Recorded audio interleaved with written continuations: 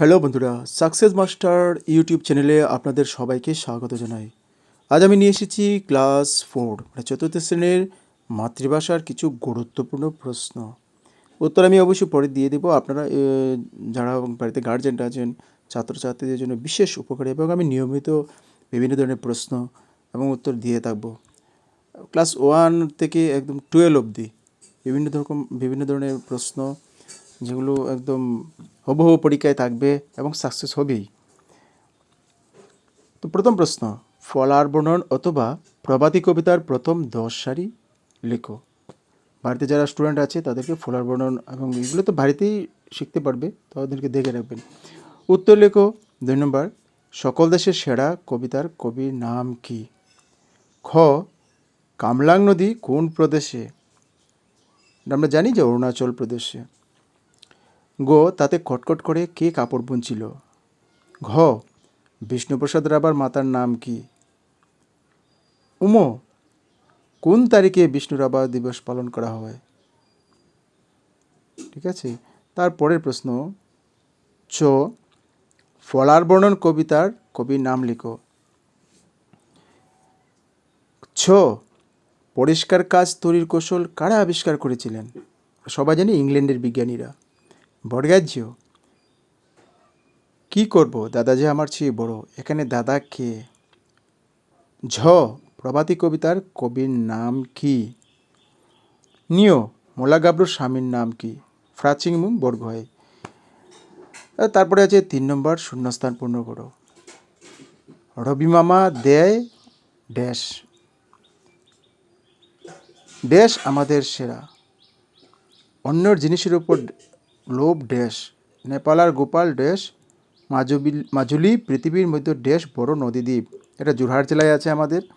মাজুলি পৃথিবীর বৃহত্তম বড় নদীদ্বীপ।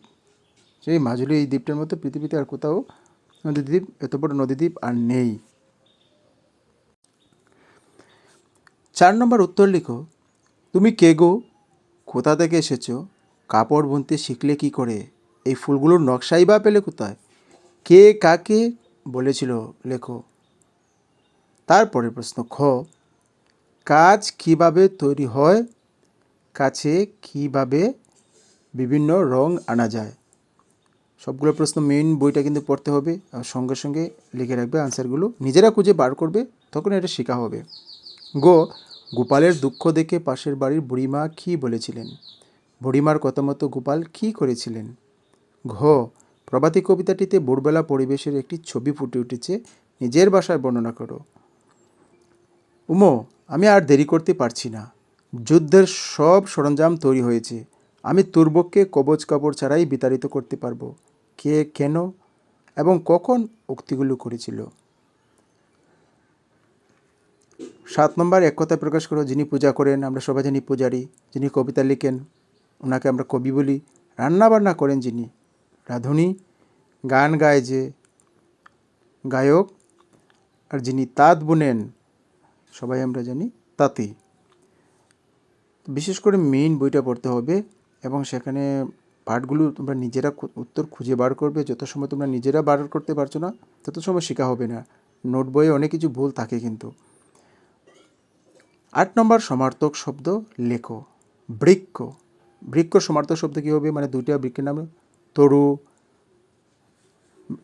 গাছ এগুলো হবে। রণ মানে যুদ্ধ এগুলো। পৃথিবী, পৃথিবী দুইটা নামে পৃথ্বী, ভুবন, নদী।